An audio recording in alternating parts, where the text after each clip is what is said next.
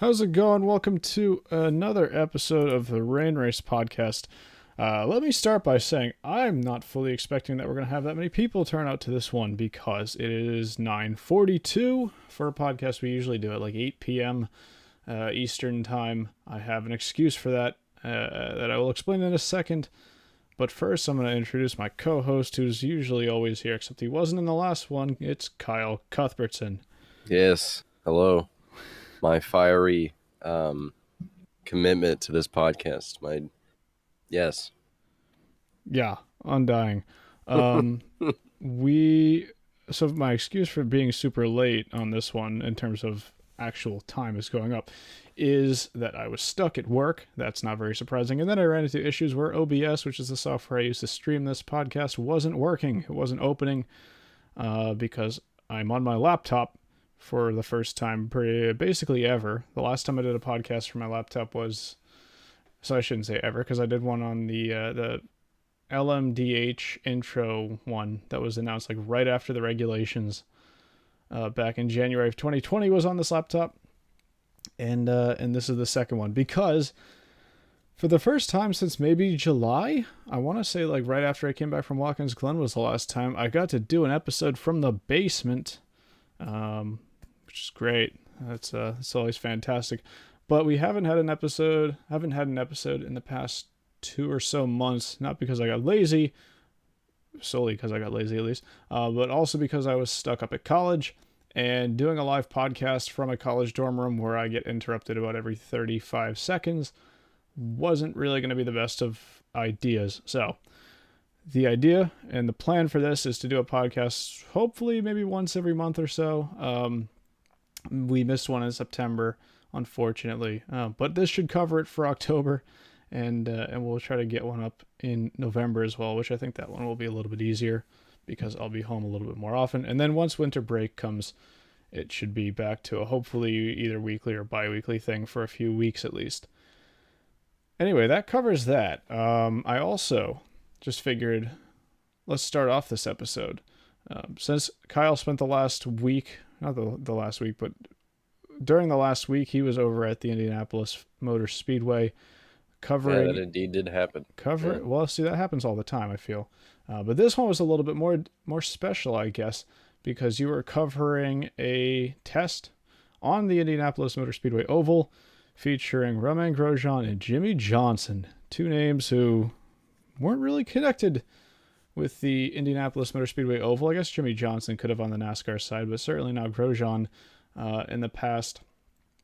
Getting to get their first laps with a super speedway package IndyCar at Indianapolis. So I'm going to leave a lot of that to you to recap exactly how that test went, because obviously you were there and there wasn't a whole lot of actual reporting going on for people who weren't at the track. I mean, there were some articles that came out, but I feel like you are the most trustworthy person I can ask about this to just sort of give a rundown on the entire day. Yeah, I mean, test days in Indianapolis, I think I've learned that, it's weird because we haven't really had a rain out at Indianapolis for an IndyCar Oval event since like 2019. And I'm pretty sure every test day since then has been rained out. So it's like our month of May days aren't getting rained on, but our test days are.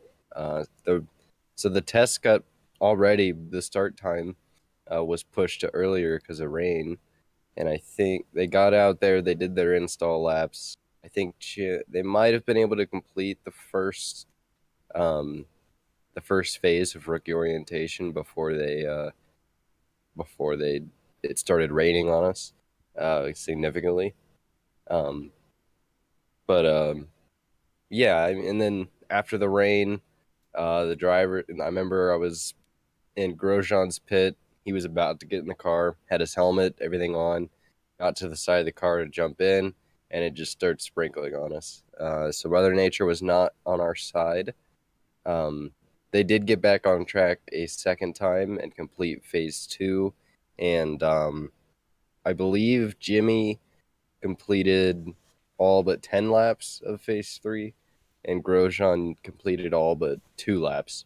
Which, I mean, they basically, from what we were told, they basically passed They just are going to make up those laps in the April test whenever they get more laps. So basically, they passed the rookie orientation practice, which, if you don't know, that is you have to complete your ROP testing, the rookie orientation program, to compete in the in an official practice during the month of May. So they have that out of the way.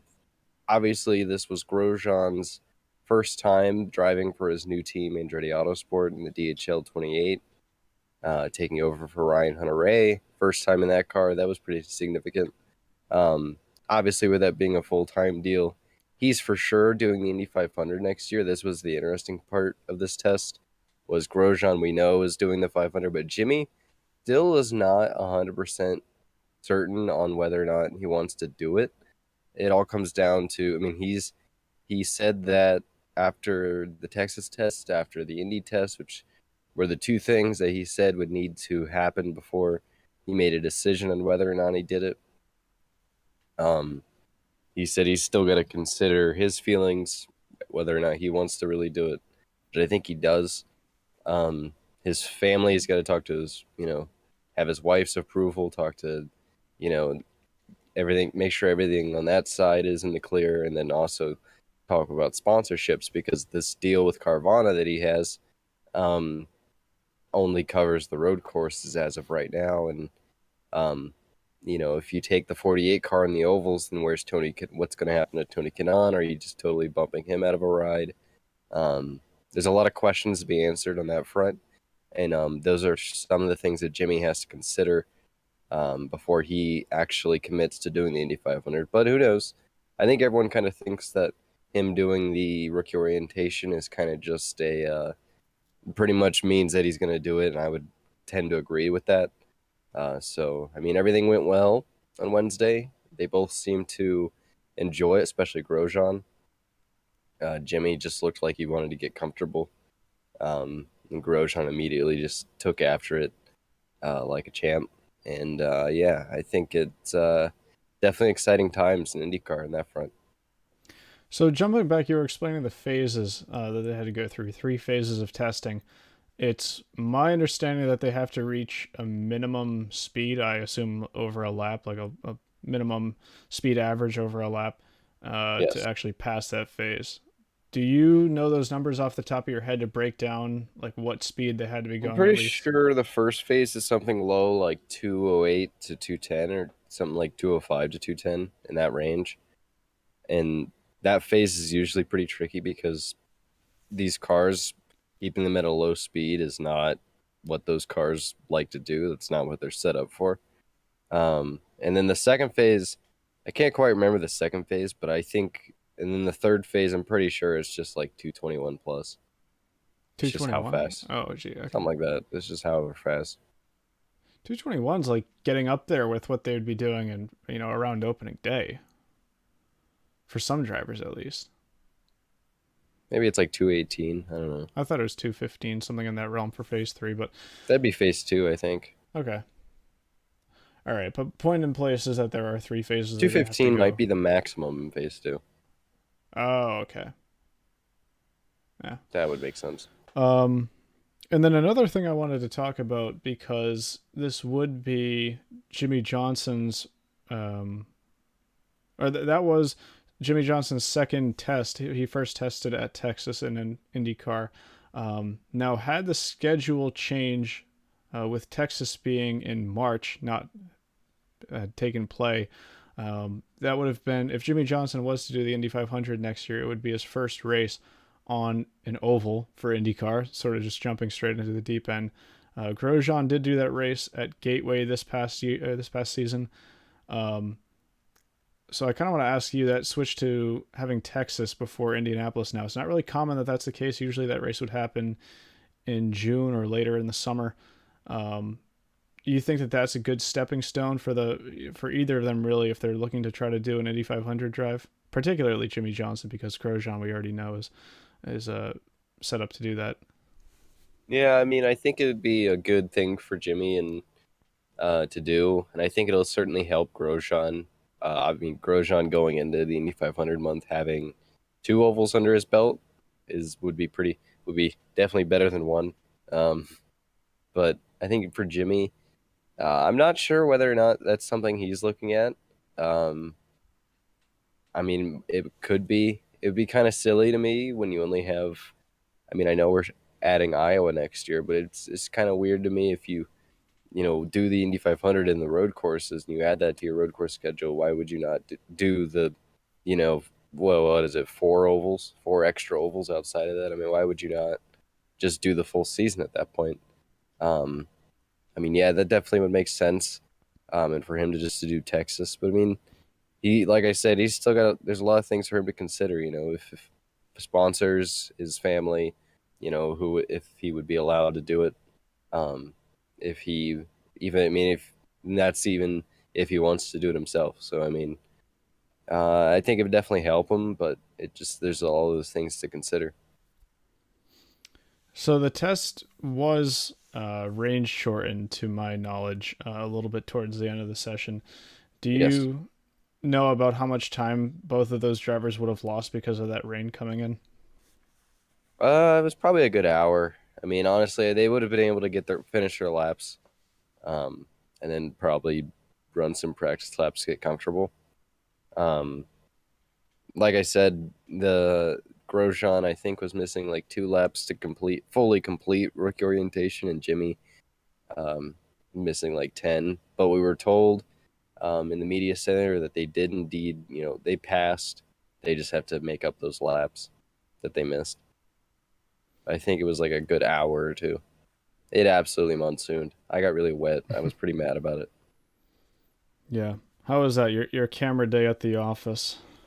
Uh, I think the shots were the best I've ever shot, and getting wet at the end sucked because I was like I was in like turn one on the outside of the track when I saw it was about to rain, and then I was walking under the stands when it started raining, and then I was pretty dry when obviously like I made it to the tunnel to get back to the inside of the track, and I just get to the edge of the tunnel and I just where there's just no cover from then on, and it's just pouring rain, and I had to get to and it sucks because I had to get to the garages because we were going to interview Jimmie and Roma, and it's just like Roma? Roman, yeah, whatever. Roma.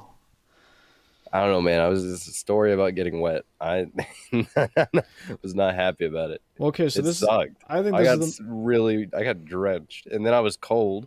My glasses were like fogging up, and they had water all it's over them. October. Could not see anything. Yeah. I think the most important question for me, though, is were you using your camera or were you using David's? I was using my camera. Oh, I was going to say, did you get to use my old lens? My I tried to. I've stabilized used lens that that I lens a gave to couple David. times. I've Oh, used that okay. lens a couple times. Yeah, It's the pretty old star neat. of the show, yeah. Um, anyway, do you have anything else to cover from that Indianapolis test? I mean, there's not too much to go off of. They don't even have official timing sheets out from No, it. they didn't do So any official timing or anything like that. so I don't think It was there's a whole weird. lot to talk about. We were Um, basically just using stopwatches and timing them, and then using a converter to figure out what mile per hour they were running. yeah. Um, do you see confidence as a potential issue for either of them? I mean, this would be. I did mention that Grosjean has run Gateway, and he'll be running Texas as well, that would be his first, I guess, proper super speedway because Gateway they're running on the short oval package, which is sort of a hybrid between the super speedway and a road course kit. Um, did you see any confidence issues that would be somewhat alarming, or do you think both of them uh, sort of attacked it positively? I think both of them attacked it pretty positively. I don't know if you've noticed about that Grosjean dude. He's pretty much a psychopath. He's pretty freaking. He is he is not afraid of anything and like at all. Um, so I mean, I think he takes to it pretty easily. Um, I I, I think it's just understanding and adapting to the different way of racing is what Roman's biggest concern is. Honestly, because I remember at Gateway when he got out of the car, he said he just felt dizzy. That's it. That's all he had to say. And I mean, Jimmie, I would say I would have a little. bit of concern for him, especially. I mean, there's that thing at Indy where it's, if you haven't wrecked, if you haven't hit the wall yet, you're gonna hit the wall. And I mean, the only thing I'd be worried about with Jimmy is when he when he decides he wants to do it, and if he does hit the wall, pretty hard that first time, how that will shake him up or not. Because I mean, I remember Felix Rosenqvist had a pretty decent month going in his rookie season, and then he hit the wall, and then it looked like he just, his confidence on ovals just declined from there. And I mean, it's definitely a thing, when you're doing IndyCars on ovals for your first time. Definitely something you got to keep an eye on. Right, and our good friend Taras commented Grosjean has done Suzuka. It's just like 130R all the time. Yeah, that makes sense to me. I mean, certainly a lot less Yeah, downforce on your side, but I read something. He did say that the fastest he's ever gone, and this kind of blew my mind. He said it was at Mexico because they were doing right, like 2016. 230. They were doing like 231 down the straight. I was like, when they were going 231 in F1. Oh yeah, the old before 2017 when the cars were a lot skinnier than they are now. Yeah, Um, I believe it was a Force India that actually went the fastest. I want to say it was Sergio Perez, but I'm probably wrong. But there's a clip on YouTube of him in the DRS, either in qualifying or in free practice 3 or something. Um, in the DRS and in the slipstream going like 220, 230 something miles an hour. So yeah, certainly you got to remember Mexico too is one of the fastest road courses, or at least one of the fastest straights on a road course because of how yeah. thin the air is up there. So yeah, I'd believe it. It's really just the turns at that point that are your enemy, because that and the lack of downforce, which I think are two things they'd both have to get used to. Because even an IndyCar at Gateway, even compared to an IndyCar at Texas or Indianapolis, I think is a completely different car. I can look back to Alexander Rossi had a really good save at Gateway a few years ago. There was no way he would have pulled that off at Texas or at Indianapolis with the lack of rear downforce. Um, at Indianapolis, especially in qualifying or Fast Friday when they're really trimming the cars out, you'll notice if somebody really steps out or the back of the car gets a little bit loose, they're pretty much going around and they're hitting the wall. You don't really have that half a second to save it. So I think there is still a little bit of a learning curve for both of them, especially should Jimmie Johnson decide to go forward with the race and he starts doing some practice with other cars on track throughout the practice during the month of May. I think that there are a lot of lessons to be learned there. Yep. Anyways, I'm going to switch it up to the next thing. Now, I don't really want to recap too much in terms of the races this past weekend, because frankly I think that there are other podcasts that are better suited to do that. I'll just throw some names out. You can go, there's a variety of F1 podcasts out there to discuss the F1 race at Turkey this morning. All you need to know is that Valtteri Bottas won. Spoiler alert, sorry if you hadn't watched it. And Max I woke Verstappen. up at like, spoiler alert, I woke up at like noon today, and I purposely stayed off my phone for like, I don't know how long. Like, I woke up and got like some breakfast, didn't look at my phone, just watched the recording of F1, like just full on at noon from like 2 today. Because You I had know no what? idea if I was gonna watch a boring race or not. I just stayed off my phone, and I wasn't disappointed, I will say. Well, yeah, after that race in Russia, it was sort of like that was a throwaway F1 race for a while, and then it became exciting. Um, I woke up for the start of Turkey. Unfortunately, it started at 8 a.m., and I'm usually used to F1 races being at 9 a.m. for my time. And I think that change was just a little bit too much for me, because I watched the first, say, 20 laps of the race, fell asleep, and then woke up to Valtteri Bottas winning. But Max Verstappen also did regain the championship lead. Now that's going to be a fight that goes down to the wire. I'm trying to remember when the F1 finale in Abu Dhabi is. I can't remember the exact date. I want to say it's the very end of November. So there's Isn't it like usually like first weekend of December though? it's either last year it was. It's either the end of November or the very beginning of December. Um, but we should get one more episode out before then, because I do see that championship fight going down to the last race, and I'd like to try to cover that a little bit more when I actually get to watch a little bit more of the race. That And race then did not disappoint. You should have watched all of it. That was pretty good. yeah, I mean, I'm telling you, I was just in bouts of being half asleep, but Because I've never seen a race that started wet like that, and the track just it didn't rain the entire race, and the track just never dried. yeah, that's the thing about Turkey, and it was an issue last year as well.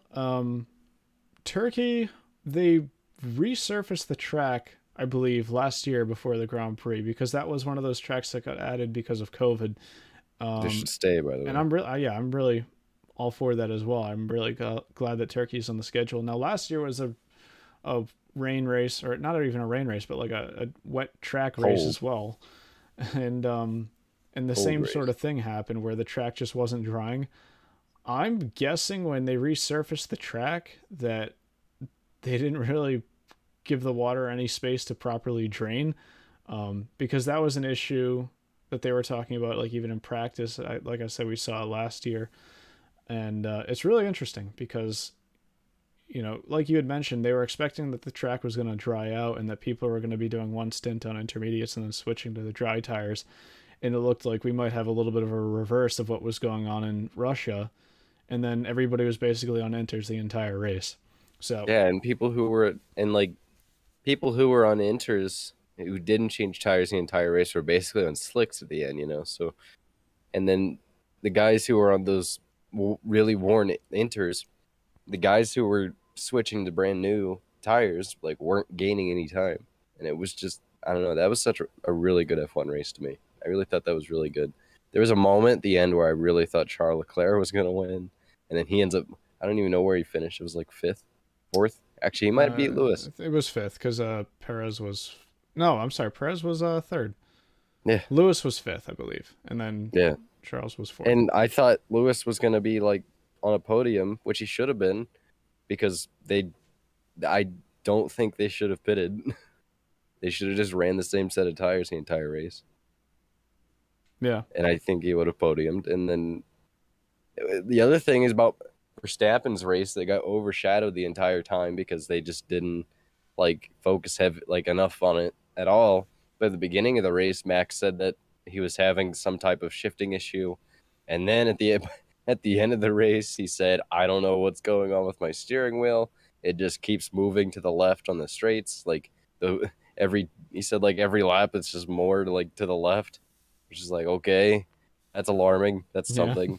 But just nothing came out of it at the end of the race. Still finishes second. Just kind of rides around because everything Lewis is doing in the race is just overshadowing the issues of Max. It's just like, yeah, I thought that was a really good race. I enjoyed that. Yeah, and of course, for anybody who hadn't seen, which you likely did hear about it, Hamilton took an internal combustion engine change prior to the weekend, which resulted in a 10-place grid penalty. Some people might have seen that and said, hang on, why did Max get a 20-place grid penalty at Russia for doing the same thing? Well, he actually ended up changing the entire power unit rather than just the ICE.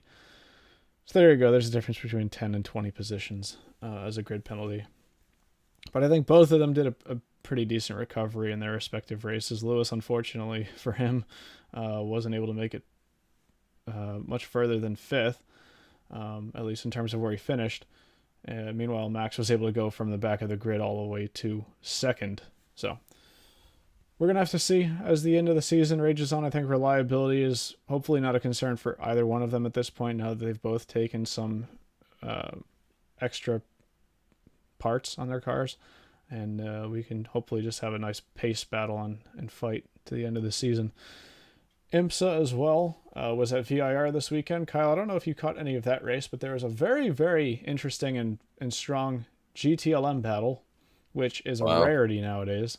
And I think that perhaps might be the last great GTLM battle we get. I mean, over the past, if you I jump don't know. back into Petit Le Mans GT2, thing. it is a thing. You're right, and I'll get into that in a little bit. But if you jump back even to the GT2 days, the GTE Formula and GTLM class, I'm just talking in IMSA and ALMS here, not in the worldwide scheme with the European Le Mans Series and the WEC. That might be the last great battle we saw in GTLM, because basically it was Kevin Estre versus Nick Tandy, who was a former Porsche driver and now racing for Corvette, basically just going at each other's throats for a good half hour, it felt. And it ended up with another Corvette 1-2 in the end. But I think that was just a fantastic battle. You know, the GT only races haven't been getting a lot of attention this year, myself included, because, well, I went to one of them, to be fair. But unfortunately, we're in a situation where you only have 3 cars in the top GTE class, or the top GT class in IMSA right now. And the storylines weren't really there for an exciting season in the GT-LM class. But I'm glad to see that we're having some interesting storylines coming out of it nonetheless. And at Road Atlanta for Petit Le Mans, we will be joined once again by the 2 Ray Hall Letterman Lanigan BMWs. So hopefully they might be able to spice things up a little bit, and we'll get a proper GTLM send off as they go into GT3 based cars next season. Yeah. Speaking of GT3 cars, I get to see those next weekend. Going to the Indy 8 Hour. Really? Yeah, that's a thing. Yeah, I remember that was a thing. I didn't know you were going to it though. Yeah, just popped in my brain. GT3 cars. Let's go. Endurance race too. Yeah. What time Indy? does that race? That's what IMSA should do. It starts at 10 a.m. 10 a.m. Sunday. So it's going to end at 8 p.m. So it's that would go a little bit into the night. No, it's going to end at 6. It's an 8 hour. Oh, okay. Now I'm thinking 10 hour. My bad. Okay, so yeah, it ends at 6. So I guess 6 o'clock in Indianapolis is probably not even sunset yet. No, it's about an hour before, I think. Yeah, around here at this time of year, 6 o'clock is like night. I don't know if you saw this. Speaking of nighttime GT racing, did you see this was a while ago, but did you see that SRO ran at Nashville during IndyCar weekend? Yeah. And that they ran like at night? Yep. Yeah, I was making sure you saw that. Yep. Just making sure everyone like listening knows that happened, because I just thought of that too. Yeah, SRO's been doing some interesting things, and I will give kudos to SRO. And one of my biggest criticisms of IMSA that I've said, probably not in the podcast, but I've certainly said just to people in a group before, that IMSA to me is not doing enough new things that really make it newsworthy, in terms of adding new tracks or adding prototypes to Lime Rock or VIR. Yeah, they should definitely be a VIR. That's honestly why I didn't like. I would have made more of an effort to watch on Saturday if they had prototypes. I'm not gonna lie.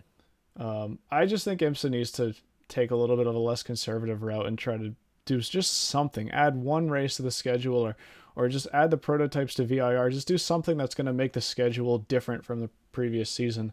And it just feels like we've been on repeat for the past few seasons now. It'd be cool. I was watching that SRO race at night in Nashville, and it was pretty freaking cool. And I was like, why is IMSA not doing this? I was like, why is this not an IMSA race? This would be the coolest thing IMSA would do all season long if they like did a day to night race here. Like that was so cool, because the bridge that the IndyCar race is on, like at night, like it lights up like different colors. Yeah. And it was beautiful. It was absolutely beautiful. You just like see that from the pedestrian bridge that you get over, that you have to cross the lake that's next to the IndyCar bridge. You can just see like the colors on the bridge and the lights going over it, and then you can see very small like the Baku section where it's real tight, and you just see all the brake lights and stuff. And then like meanwhile, Main Street downtown Nashville's like there's you can just hear them. There's a party going on over there. There's a race over here. It was so cool. IMSA needs to be on that. Yeah. I don't know if they belong in Nashville per se, but I think they do. I do think they should add something else just to really spice things up a bit. Any place is an IMSA place, as long as Will Turner can find some tacos, and I guarantee he could find some tacos in Nashville. Sure, damn it, I think it could happen. You remember when IMSA went to the Roval last year? I mean, that's sort of a forgotten race. Yeah. But I thought about that this weekend too, because like the Xfinity race ended at the Roval yesterday, and I was like, man, it feels like there should be something like at the Roval tonight. Like it feels like there should be something going on. I'm like, IMSA went here last year. You know what? Actually, I would be okay with them keeping GT only races. You know, Lime Rock, if you want to keep it a GT only race, despite the fact that I'm going to argue against it until sundown, whatever. I'll accept your argument that the track is a little bit too tight for prototypes to be passing GT cars. Fine. All right. VIR, I think they have no problem racing there. I'd like to see their argument against that one. But Yeah, if you want to add that sucks. prototypes to VIR and then you want another GT only race to get recognition for those brands, go back to the Roval and just let the GT cars race there, especially on a NASCAR weekend. I mean, I think that would be a great idea. But my point is, I got sidetracked a lot. Is that, oh God, what's the GT World Challenge is taking a lot more, I guess, ambitious moves when it comes to the schedule. They just announced today that they're going to be going to that new Ozarks raceway over in Missouri. It is in Missouri, right? I'm not right. I'm pretty sure it's Missouri. Yeah, I don't know. I was looking at a video this morning though of a Mustang GT4 car going around that track. In some sections, it does look like a club track in terms of being very narrow. So I'll be interested to see how that pans out. But I'm glad that some series did step up to the plate and decided let's go here and give it a try, because the one thing SRO can take those chances. Yeah, the one thing I hate though is the amount of tracks that we have up here in the Northeast, and I've complained about this before as well, that are like strictly for club racing. And it's like we have some fantastic tracks up here, some like Watkins Glen clones, just hidden in the Northeast that nobody seems to know about because they're club tracks, and it's just a shame to me. So I'm glad that the Ozarks Raceway at least is getting some event that the spectators can go to, that should be able to draw some interest, because I think that that's what racetracks need to all be about. They shouldn't be about 100% purely club racing. That's just my personal opinion, though. And then tracks like that, a lot. I Taurus, dare you to look up Pittsburgh International Race Complex. One of the greatest layouts ever. That's where you go karting, isn't it? Yeah, I love it. One of the greatest layouts ever. So I was gonna say, if you want to catch up more on IMSA stuff, go check out This Week in Sports Cars, or Sports Car Racing with Graham Goodwin and Marshall Pruitt. They'll do a much better job at recapping that race than I will. And then Taurus asked a question saying, since Andretti looks like he will be racing in literally everything now, which class will he enter a car in at Le Mans? That's first in reference to the rumor that Andretti Autosport is buying a majority stake in the Sauber F1 team / Alfa Romeo. That's not confirmed yet, but it's totally happening. I would be interested to see if that does happen. It's been on and off the rumor mill though, because from what I remember, there's too much smoke. There was a rumor that Andretti put in a bid to purchase at least part of the team or the entirety of the team around a month ago. That talk was going around, and then it was revealed that Sauber turned down the bid, but then it turns out that it was potentially just because there wasn't enough money tied to that bid. So then Andretti, I assume, would have bid more, and then Sauber said, "Yeah, sure," if indeed that happened. Yeah, Andretti has the money, by the way. I just want to put that out there. If anyone thinks, "Oh man, can Michael Andretti even afford it?" Yeah, I guarantee you, he does. Well, the thing that came out around a month ago when those rumors were going around is that Gamebridge was going to be like a big backer of that. And every F1 team nowadays basically has a title backer in terms of a sponsor. I mean, Aston Martin Gamebridge has and F1 team. Aston Martin, or not Aston, Alfa Romeo right now has Orlen. So yeah, I mean, I could see someone like Gamebridge, if they really wanted to, step up like that. Which, by the way, this is all playing into the Zach Veach expanded universe right here. Exactly. Starting from a discussion. If Andretti and Gamebridge team up and buy an F1 team, you realize that this would all have been started by Zach Veach and his pastor. Exactly. Like, you realize that. How a conversation between an Indy Lights driver and a pastor turned into a multi-$100 million F1 buyout. If you don't know the entirety of that story, we might have touched on that in our episode with Zach Veach, which was back in 2019 at this point. Either 2019 or 2018. It's Indy 500 presented by Gamebridge. By the way, the Indiana Pacers, the NBA team, their like stadium is now called the Gamebridge Fieldhouse. Really? Yep. And now they might be buying an F1 team together. It's a very happy marriage. By the way, they still sponsor Zach Beach. Yeah, That's yeah. why Gamebridge is on his helmet. Hmm. It's not because he's using his old IndyCar helmet. He's actually still, um, he's still sponsored by them, which is cool. So Zach Veach is still, didn't get abandoned. Just not an IndyCar driver anymore. Well, if we're going to talk about that rumor before I talk into the potential of Andretti showing up at Le Mans, Colton Herta's name has been thrown around a little bit in terms of, hey, look who could be a driver for that F1 team if that buyout goes through. Chris, Uh, who's this newest driver, by the way? That think about this too. Ask the question again. Who's Michael Andretti's newest driver? Right now, Yeah. I'm going to take a shot in the dark, but is it Kirkwood? No. Never mind. No, I'm just Oh, you mean an we're talking IndyCar? about the F1 team. Yeah. Who's his newest driver? Food for thought.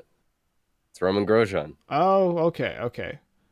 I don't know why I said Kirkwood. I said Kirkwood Yeah. because, okay, if you want to know why I said Kirkwood, it's because Will Buxton a few months ago had this thing, this roadmap Yeah. out that ended with Kyle Kirkwood racing for Haas in like 2025 or something. Um, which, That's honestly a funny point too, because I remember when Kirkwood was coming up through like F4 and F3, and I was told that he didn't want to go to IndyCar. He wanted to go to F1. And I think he gave up on that a little bit. But honestly, with Andretti, probably a good chance to go to F1 at some point if you were really that good. okay, but do you really think, jumping back to Grosjean here, listen, could he be playing 6D chess? I don't know. I mean, I don't think that this was all in the master plan. All right, I don't think it was, but I think it could work out very well. but to me, I think Grosjean might be enjoying his stay in IndyCar a little bit Yeah. because he has been very vocal about enjoying his switch to IndyCar and enjoying his move to the United States.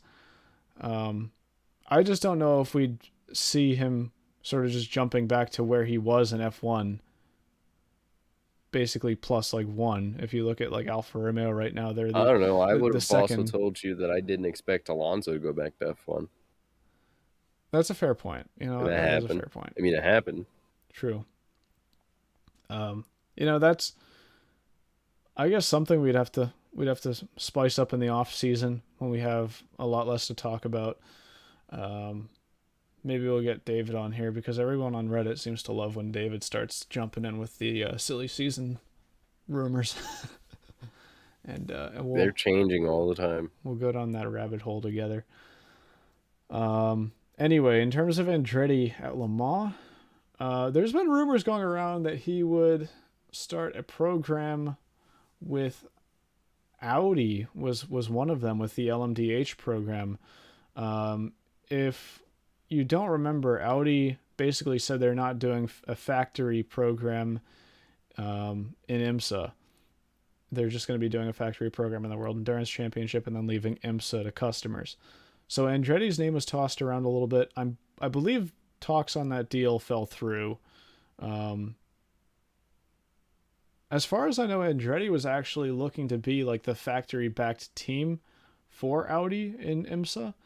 Um, so they actually might still be interested, but just not on a factory-backed level. So if we see Andretti at Le Mans, that would be my best bet right now. I think Andretti is certainly eyeing LMDh. I don't see him jumping into a GT car right now with the team. So LMDh would be my best bet because he would be able to race in IMSA and Le Mans if he wanted to.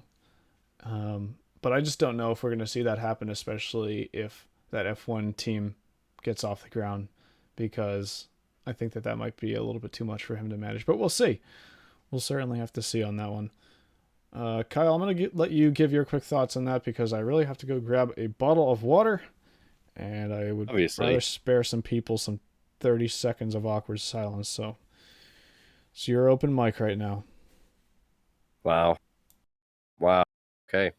Well, I think Michael, there were talks. See, I don't keep 100% up to date on all the different manufacturer rumors, but I mean, I would say that my thought initially would have been that BMW, given the Formula E tie-in and all that. But I believe that they would be sticking with Rahal. So I mean, it would make sense for it to be Audi, like Chris said. I think that would be the most the way he described it. That would be the most. That would be the most. The missing words again, Chris. Unless he's not back with the water. Tell me I just came back at the perfect time. Yeah, you did. Let's go. I didn't hear anything of what you just said, so if you want to give me a quick No, I was TLDR just on agreeing that. with you. Okay. I don't know, I was just agreeing with you. And then my brain like stopped, and I am All right. missing words. Cam Wolfer said, "Imagine Rossi coming back to F1 instead of Herta. #Rossi redemption." I don't see that one happening, but it would be funny. I see Rossi leaving Andretti, but I don't. I see it like. I mean, like, there's a third Penske car opening up. There's a who else? What's another car opening? There's more cars opening them up. I mean, I would say he probably won't stay with Andretti too much longer, even if it is F1. Well, all right, here's something I want to talk about quickly then. If we're on the topic of Andretti, is for a while, Rossi was basically Andretti's number one driver because for a few seasons he was right up there in the championship hunt alongside drivers like Newgarden. In recent years, I'd say that certainly this past season, then probably the season before as well, it seems like Herta was maybe Andretti's top guy. Looking forward to 2022, do you think that would stay the same, or do you think that a driver like Romain Grosjean would take over as, I guess, Andretti's top guy? I mean, driver preference doesn't really matter as much in IndyCar as it would in, say, F1, where one driver can basically influence the design of the car, because in IndyCar, you're not really given that freedom to design the car as much as F1. A good example of that, though, while I'm discussing F1, would be like Red Bull Racing. The reason why everybody basically struggles in that second Red Bull seat, from what I've heard, is that Verstappen's driving style is very unique, and it's very difficult for other drivers to adapt to that. So that's why you saw drivers like Pierre Gasly struggling in a Red Bull, yet he won for AlphaTauri. And who else? Sergio Perez, also struggling a bit this year for Red Bull. I know he finished on the podium today, but he won a race last year for Racing Point. So that's just a little aside on that one. But Kyle, do you think that Grosjean would take over as Andretti's quote-unquote top guy next year, or do you think that a driver like Herta still has the track history behind him to remain in their top seat? I still think it would be Herta, honestly, unless he were to go to F1 with Andretti, like we talked about.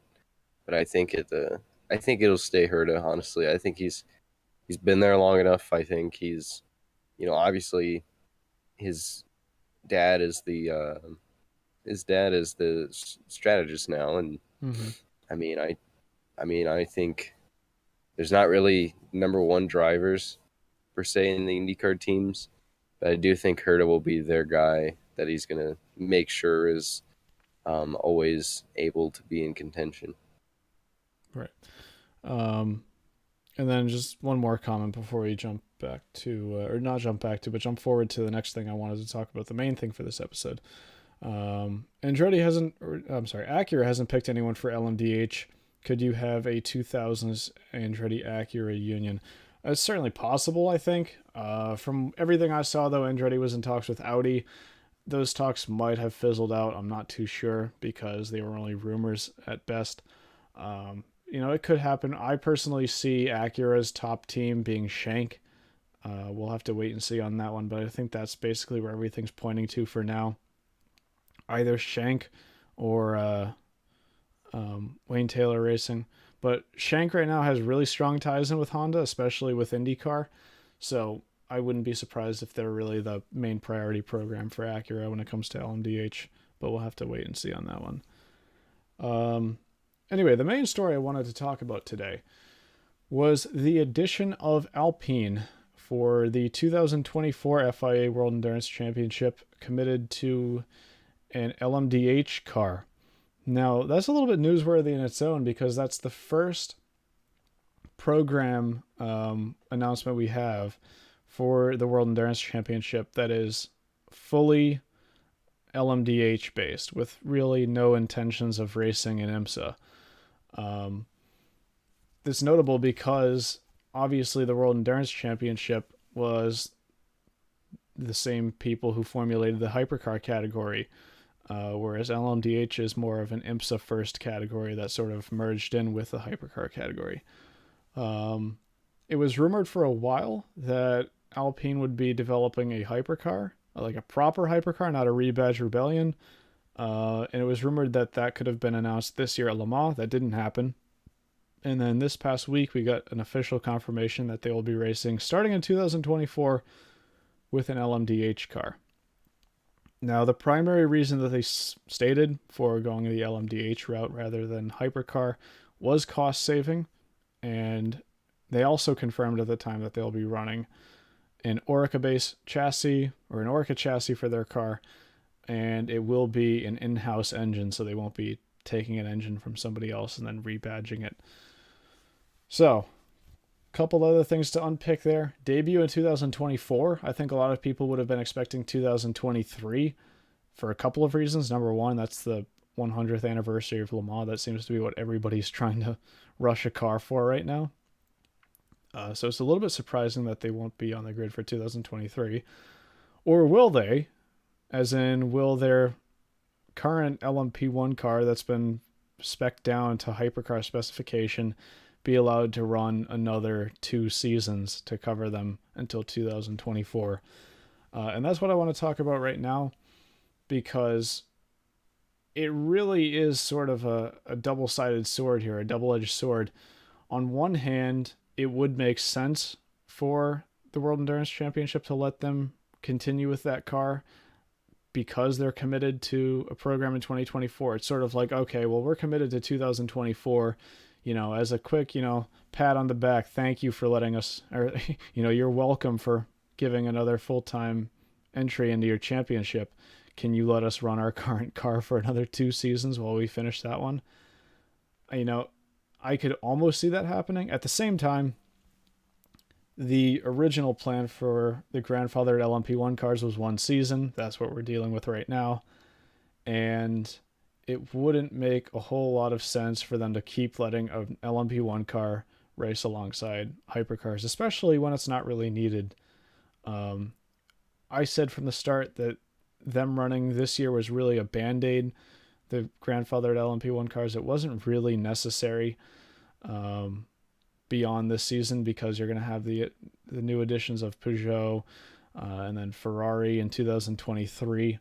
Bicola's is supposed to be joining next year with a proper hypercar. We'll have to see if that actually happens, because they were supposed to be on the grid for this year.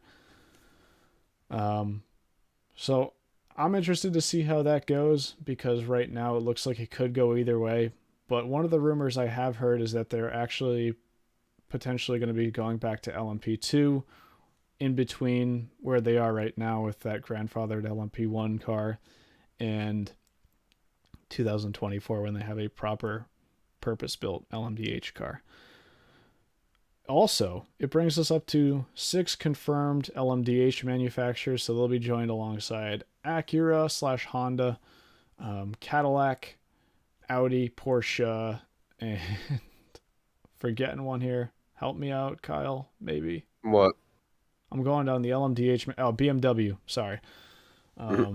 So they're the 6th confirmed LMDh manufacturer for 2024. Could also hear something about Lamborghini. Hopefully in the next few weeks, we're going to have to see if that one gets an actual confirmation. Another question some people have been asking is, will we see them race in IMSA? I highly doubt it for one reason, and that's if they even try to race the Rolex 24, they're going to have to pay the IMSA entrant fee, which is a lot of money.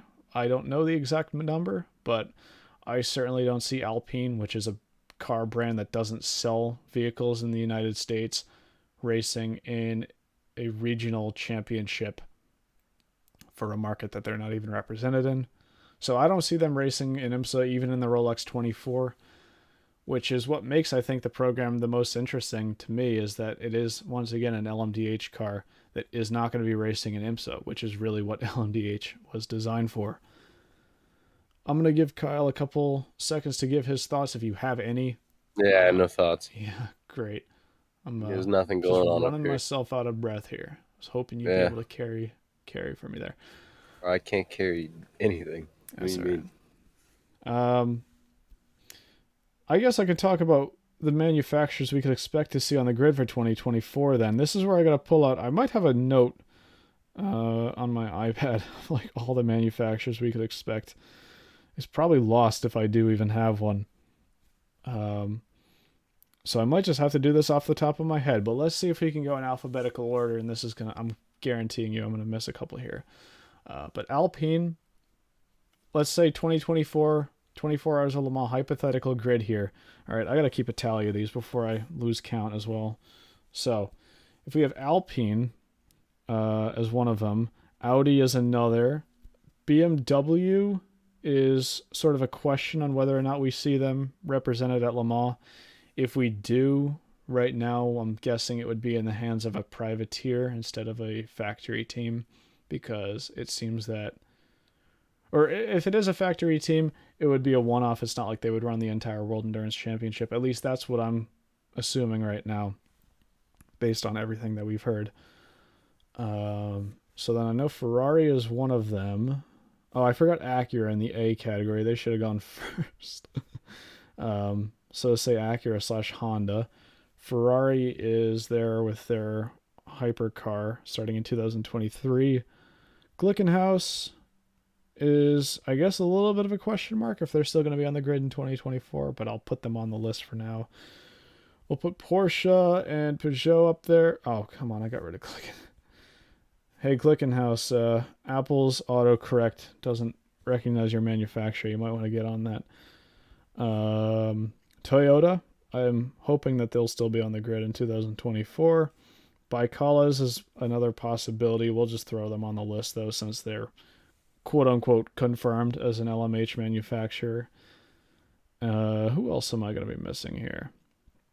Acura, Audi, BMW, Baikalas. So we've got 1, 2, 3, 4. I'm forgetting. No. That's 5. This is awful. Cadillac. Great job. Cadillac, yeah. I might not get all of these, but right now I have 3, 6. I have 11 manufacturers on the list right now. Let's say they each have 2 cars apiece, which I think that's a good more or less number. I think it could be more, because once you start factoring in privateers, you could be looking at more or less 20 to 22 cars on the grid at Le Mans in 2024. And if it's anything, I'm going to say it'd be more than that. So for that number of cars to be able to fight for the overall win in 2024, I think would be an extremely positive prospect, given where we've been the past few years now, where it's basically just been a Toyota fight out at the front. I'll just go back to a couple of comments here, so I can answer some more questions. Will running the Rolex 24 and or Sebring 12 hours still be a strategy for Le Mans prep? Yeah, certainly. I think Sebring, you can look back at that. That was a race that a lot of manufacturers used for prep for Le Mans, because for most cases, it was the longest race that manufacturers were even able to run before Le Mans. The 24 Hours of Daytona for years was a Grand Am sanctioned race that LMP1 cars wouldn't be eligible to run in, so that was a big part of it. Also, Sebring is a very physical track, so I think that was another reason why a lot of manufacturers that weren't even full-time in the ALMS, like Peugeot, went over to Sebring. So I could certainly see Sebring being the big one, because at the time it's a race in IMSA and the World Endurance Championship. They both have events there. So I can see that being a really nice Le Mans shakedown, so to speak. What about Daytona? Daytona, though, well, that's where I was going to get to, is another big one, but only for manufacturers that are going to be racing in IMSA. Now, are we going to see any crossover manufacturers? I'm trying to think of who would be able to cross over. Toyota has an IMSA, they pay the IMSA entry fee with Lexus, but I don't know if Toyota is then allowed to enter a car under the Toyota name, which makes it a little bit interesting because then would we be able to see Toyota enter a Le Mans hypercar under the Lexus brand, or would they be able to enter under Toyota because they pay on behalf of Lexus? I don't really know the ins and outs of that. Go ask Graham Goodwin on that one. He's going to give you a better answer than I just did. But I'd certainly be interested to see if Toyota tries to do that. I know the head of Toyota has said, they're going to evaluate Daytona as any other race, as a sort of Le Mans prep event. Glickenhaus, well, they're sort of in a war right now with IMSA, where IMSA doesn't want to let them race because they're a boutique manufacturer. We're going to have to see how that one settles in court. And I might not be kidding on that one either. Glickenhaus has said that he wants to go take IMSA to court on that one. And who other manufacturers would be IMSA? Would be, I guess, WEC priority. Ferrari with their hypercar program. I'm interested to see if we'll see like a privateer Ferrari hypercar in IMSA full time. I doubt it, because Ferrari is very picky on who gets to run their cars, sort of like GM is. So, if anything, Ferrari might try to do Daytona with AF Corsa, who is going to be running their hypercar program. So, we'll have to wait and see on that one, but I think, the opportunity is there for them to do that. They already do pay that IMSA entry fee, or manufacturer entrant fee. So I think they're probably one of the more likely ones if it were to happen. So yeah, I think the possibility of that happening is relatively high. We're just going to have to see how everything pans out in a couple of years from now. And then, yeah, you just mentioned Dodge could be racing at Daytona. Sort of that rebranded Peugeot. That was another thing that's been talked about, but Dodge right now doesn't even pay an IMSA entrant fee unless they're still getting rollover from when they were racing under the Viper program. I don't think they would be, because they haven't run the Viper since 2016 in the GTD class, and then 2014 in GTLM. So that has been something that's been discussed, though, running a rebranded 9X8 as a Dodge. But again, we'll have to wait and see on that one. I think that one would be a little bit funny and interesting to see on the grid for sure. Yeah, and I've been talking for a while on that one. 22 manufacturers, though, is my estimate for what we could see in 2024. And I'm still kicking myself over that number, because it seems like Le Mans was at the lowest of the lows for, I guess, recent years. I guess in the 21st century, sorry. It seems like the past few years have been sort of races to miss, but I'm really excited to see what we can have in just a couple of years from now. Kyle, help me out here with anything, any question at all. Beans. Yeah. Le Mans with more manufacturers is good. Yeah. Oh, good one. Congratulations. Yeah, you can tell I'm really with a quality co-host. My undying commitment to giving the greatest insight in podcasts. Mm-hmm. Well, actually, if we're going to talk about sports car racing still, GTD Pro, there has been a couple things coming out in the past few weeks with regards to GTD Pro that we weren't able to cover because we weren't doing podcasts. Lexus is confirmed to be doing a GTD Pro entry with Vaster Sullivan. So that's a thing. And we've also seen a couple of Porsche teams in recent days be rumored for a GTD Pro, I guess, expansion. One of them being Team Hardpoint that currently runs in GTD. And then KCMG as well. Sports Car 365 reported a couple of days ago that KCMG, who's going to be running the Rolex 24 in GTD Pro, may be trying to run some other races as well in the championship. So I would love to see something like Sebring happen with that team. Obviously, GTD Pro, more than anything else, being GT3 based, opens up the possibility for a lot of one-offs, because you don't really have to worry about a manufacturer entry fee, because all those manufacturers are already represented in GTD as is. So, I'd love to see some of the teams that we see for, say, the Spa 24 come over. I'd pay a lot of money to go see a Grello 911 Porsche out there like we see at the Nürburgring 24. I don't really see that one happening, but that would be lovely to see. But there is a lot of potential on that side, and I've talked about that in the past, so we're going to have to see if anything happens on that front, which right now it looks like we are getting some manufacturers to step up, and some part-time entries as well, which is, I think, everything you could expect and hope for with that class.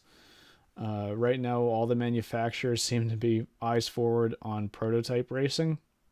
So I think they're doing the best they can with the GTD Pro class at the time. And it's certainly better than we're seeing with GTLM this year, sadly. Gam Wolfers asked, so Nissan and Renault is no longer a thing because Nissan could rebadge Alpine's car.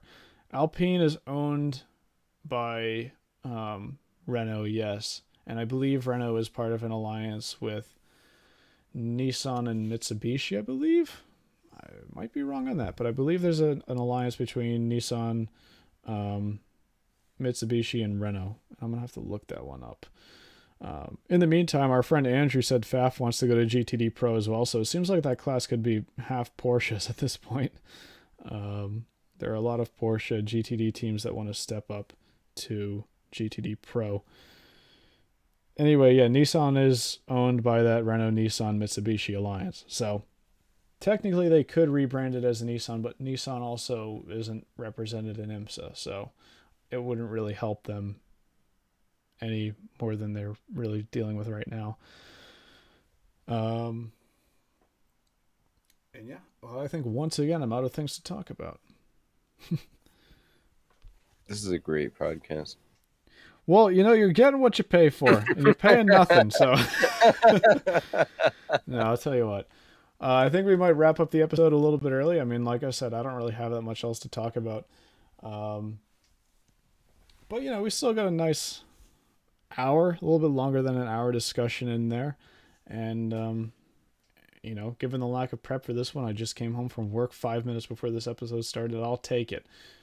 While I do the outro, Kyle, did you see the tweet that I made about you like an hour and a half ago?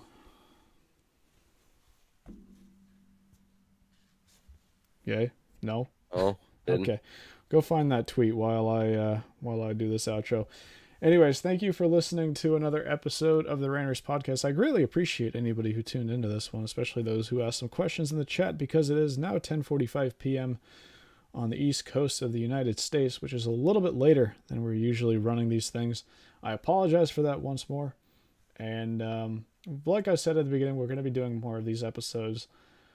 Expect one either towards the end of October or in November. We're just going to have to see. It really depends on when I'm able to come home from college, because trust me, you don't want one of these episodes while I'm up at college. And that'll be that. You can subscribe to my channel if you want to see some more YouTube uploads. I'm going to try to get off my ass and do a little bit more work in terms of the video front on my channel throughout the rest of the month and into November and the rest of the winter. So that's GT Rain on YouTube. You're already watching it right now if you're watching live on YouTube. And then for those listening, youtube.com/c/GT Rain. Anyways, that's going to wrap it up for this episode. Hope to see you all in the next episode, whenever that will be.